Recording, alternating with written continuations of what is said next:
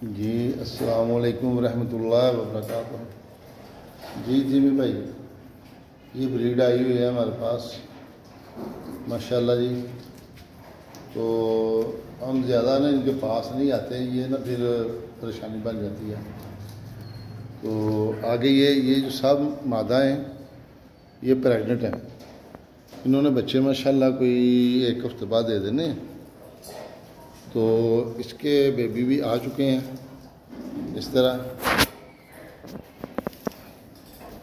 तो इसके अंदर है, ये खाना खा रही है अपना, नज़र नहीं आ रहा है।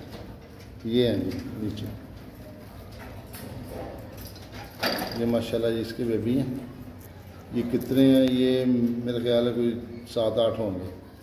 इसके अंदर ही छुपे हुए हैं। इसने माशाल्लाह अपना बेहतरीन नेस्टिंग की हुई है। ये सही फार उतार के ये बहुत अच्छी जो है ना माँ साबित हुई है। इसने कोई बच्चा भी एक्सपायर नहीं होने दिया। ये माशाल्लाह, ये तो सब दोस्तों को पता है कि आपके पास जो ब्रीड है वो माशाल्लाह काफ़ी अच्छी है और नस्ली है। तो इसलिए हम इसको भी ज़्यादा लाइक करते हैं। तो यही बस आपको दिखाना था।